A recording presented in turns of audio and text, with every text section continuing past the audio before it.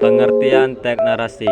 Teks narasi adalah satu jenis teks pola pengembangan paragraf yang berfungsi untuk menceritakan suatu peristiwa atau kejadian secara beruntun dan mendetail dari awal, tengah, hingga akhir dengan urutan waktu atau bersifat kronologis.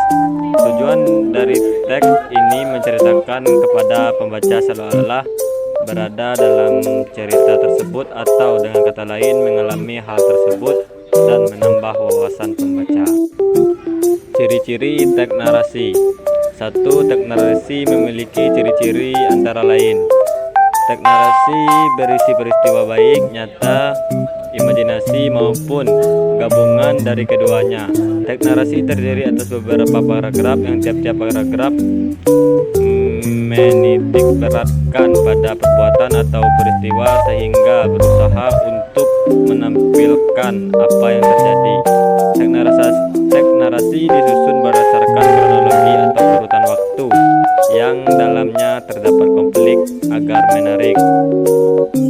Pada salah satu jenis teks narasi terdapat unsur amanat di dalamnya. Struktur teks narasi. 1. Orientasi. Pada bagian ini penyajian teks narasi terdiri atas tokoh, penokohan, latar tempat, latar cerita, latar waktu, latar suasana, dan unsur-unsur lainnya yang erat kaitannya disajikan pada bagian awal. Bagian ini perlu dibuat semenarik mungkin karena menjadi kesan pertama pembaca agar dapat membaca teks narasi seluruhnya. Yang kedua, komplikasi. Bagian ini mulai menghadirkan konflik yang nantinya akan berkembang makin rumit hingga mencapai klimaks yang setelahnya anti klimaks dan berangsur-angsur akan menghilang. Yang ketiga, resolusi. Bagian ini menyajikan jalan keluar dari konflik sehingga berbagai permasalahan akan terselesaikan dan sebagai tanda cerita akan berakhir. Yang keempat, koda. Koda atau ending adalah bagian pada teks narasi yang menyajikan akhir dari cerita.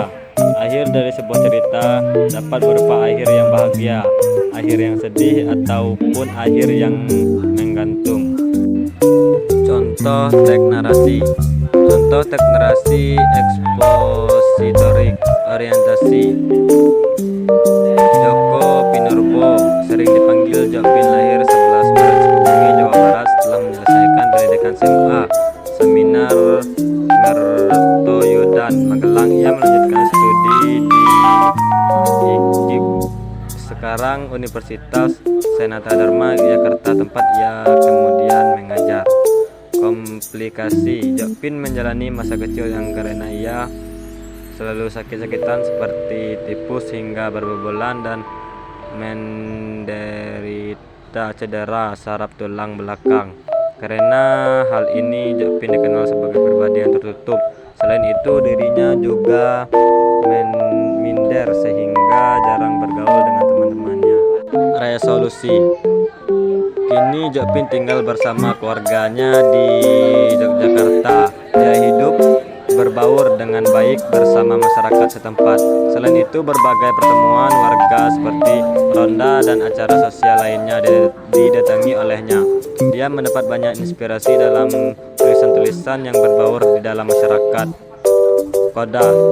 Jokpin termasuk sastrawan Indonesia yang paling produktif dan banyak dari bukunya yang diterbitkan. Puisi-puisinya telah diterjemahkan ke berbagai bahasa. Selain diubah menjadi musik, sejumlah sajaknya dipakai pula untuk iklan.